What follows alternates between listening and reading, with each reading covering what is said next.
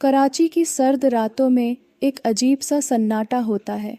समंदर की ठंडी हवा जब शहर की दीवारों से टकराकर वापस लौटती है तो ऐसा लगता है जैसे वक्त थम सा गया हो। उस सन्नाटे में एक आवाज़ होती है, गहरी, सधी हुई और कहीं बहुत दूर से आती हुई सीटी की आवाज़। अगर आप इस वक्त अकेले हैं तो अपने कमरे की लाइट बंद कर दीजिए और हेडफोन पहनकर बस इस आवाज़ में डूब जाइए, क्योंकि आज का डर आपकी रूह तक उतर जाएगा। और हाँ, अगर आपको हमारी ये कोशिश पसंद आए तो वीडियो को लाइक कीजिए और हमारे चैनल को सब्सक्राइब ज़रूर करें। कहानी जारी है। मैं नदीम हूँ, पेशे से ऑटो ड्राइवर। उम्र कोई 38 की होगी।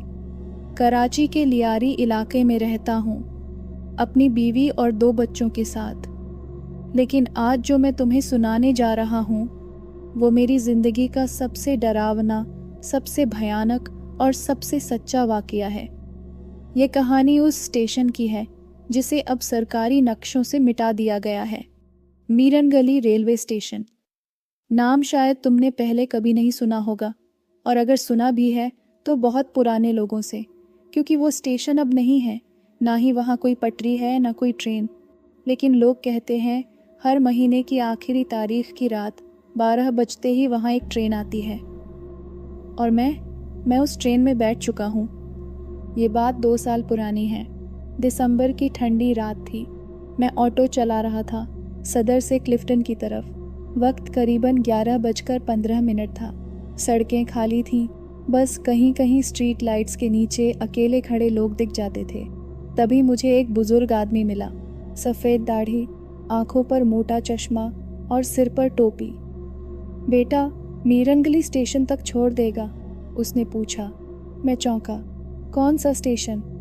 मीरन गली पुराना स्टेशन है, मच्छर कॉलोनी के आगे जंगल में पड़ता है।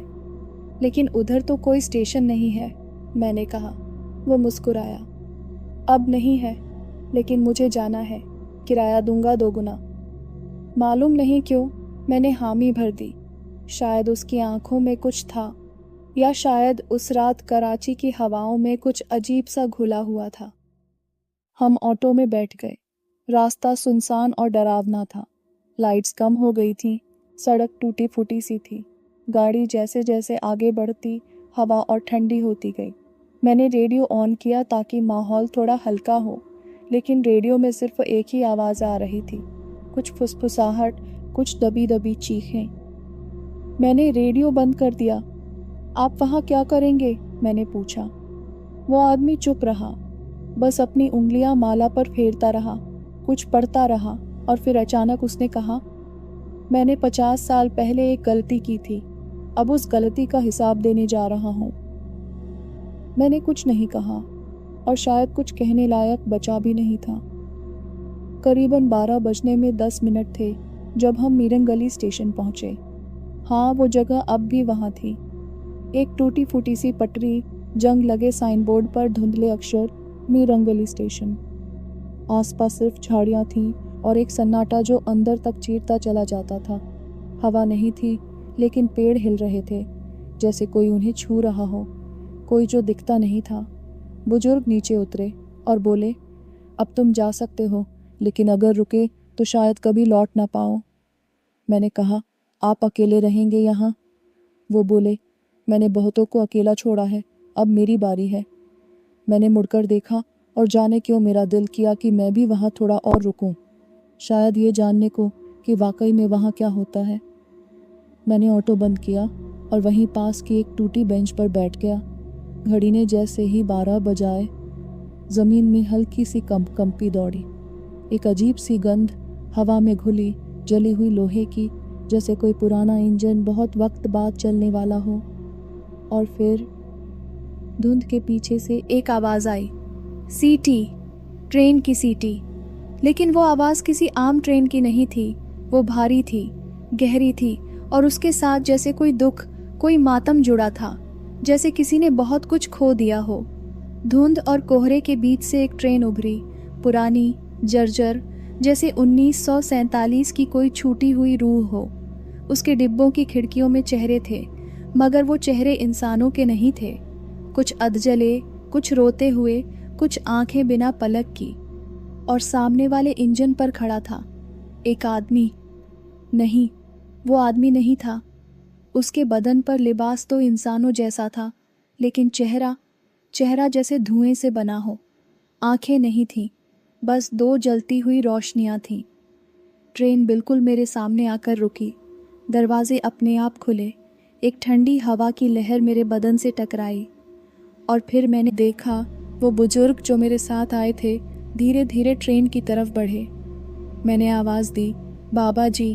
उन्होंने पीछे मुड़कर देखा और कहा, अब देर हो चुकी है बेटे।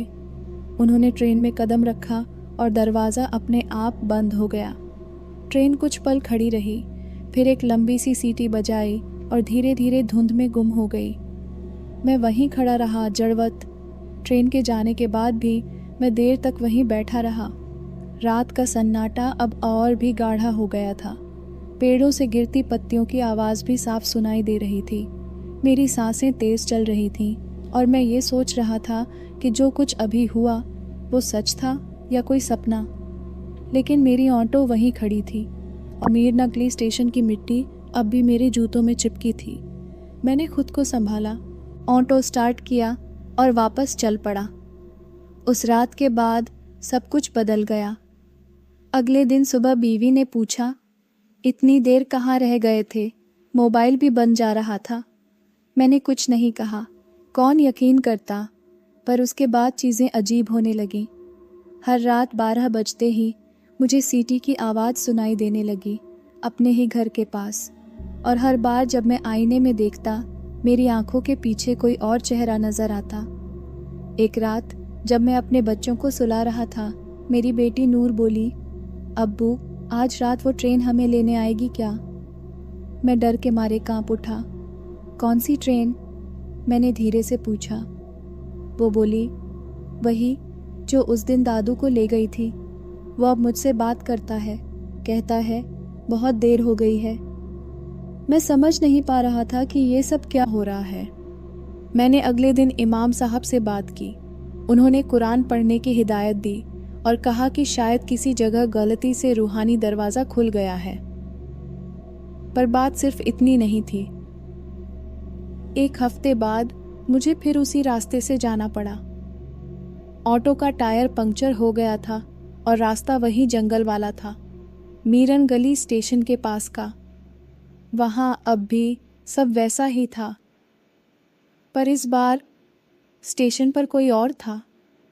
एक औरत नीली चादर ओढ़े बैठी थी पुराने वेटिंग शेड में। मैंने पूछा, आप यहाँ अकेली? सब ठीक है?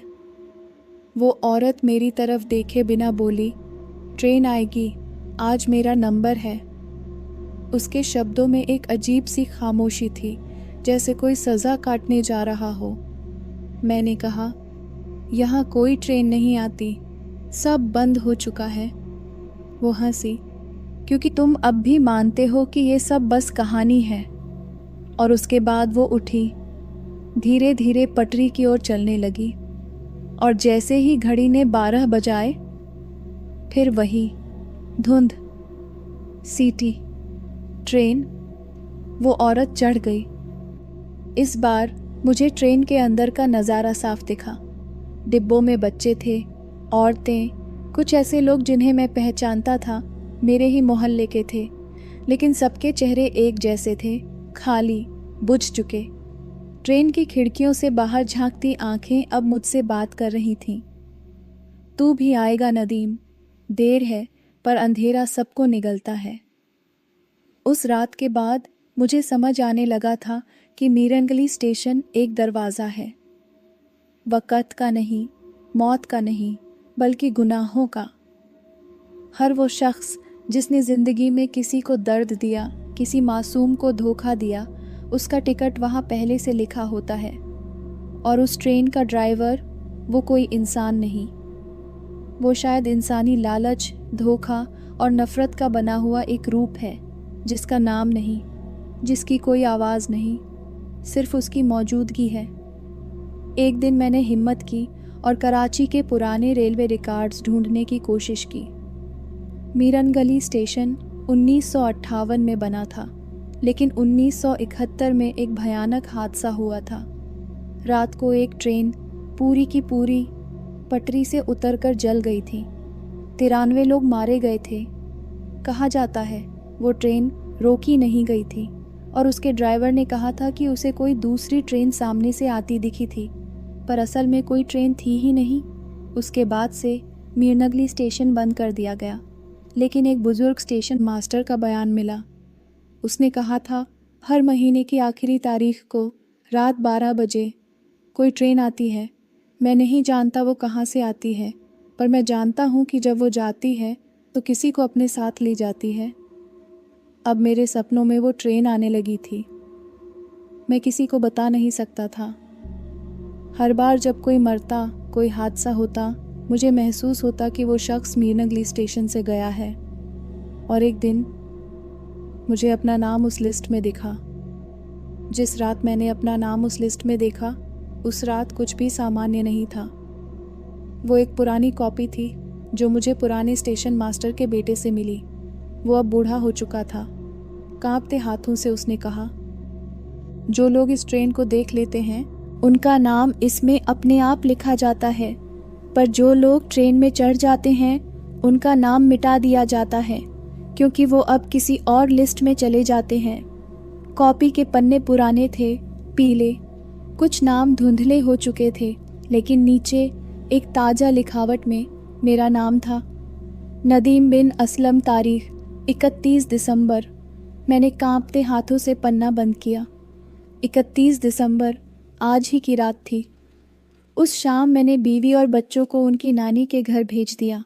बहाना बनाया, यहाँ गैस का मसला है, कल तक ठीक हो जाएगा, पर असल वजह वो नहीं समझ सकते थे।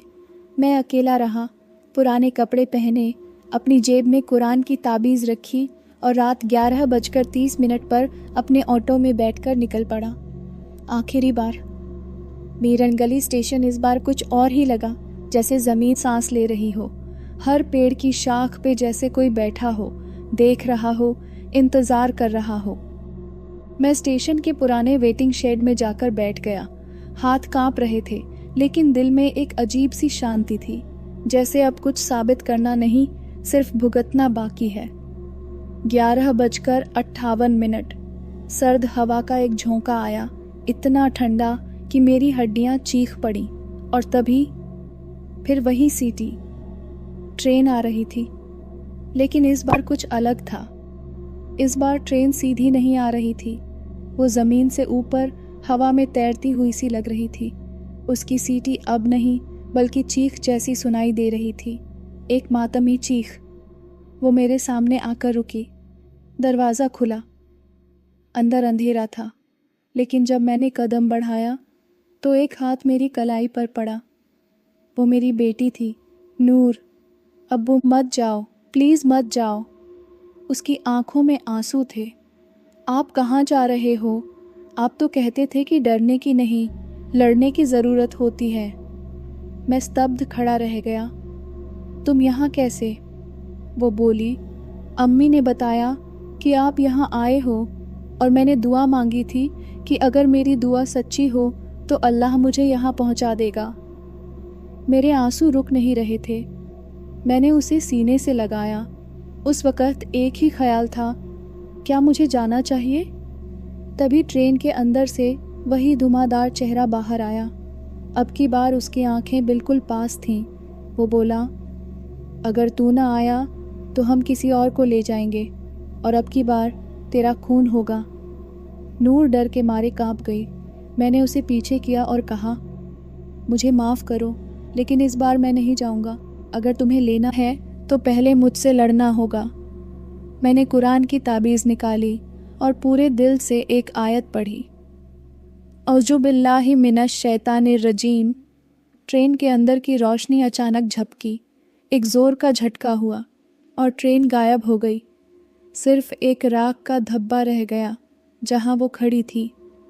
उस रात के बाद से मैंने फिर कभी ट्रेन की सीटी नहीं सुनी, लेकिन मीरनगली स्टेशन अब भी वहीं है, कभी कभी जब वहाँ से गुजरता हूँ तो लगता है जैसे कोई निगाह अब भी पीछा कर रही है, पर अब मैं जानता हूँ कुछ डर ऐसे होते हैं जिनसे लड़ने के लिए हमें दूसरों को बचाना होता है, खुद को नहीं। कहानी ख़त्म नहीं हुई। हर महीने की आखिरी तारीख को अगर तुम मीरंगली स्टेशन जाओगे तो शायद कोई ट्रेन वहाँ खड़ी हो, शायद दरवाज़ा तुम्हारे लिए खुला हो, क्योंकि उस ट्रेन को सिर्फ वो दिखती है जिसके दिल में कोई अधूरी सज़ा बाकी हो।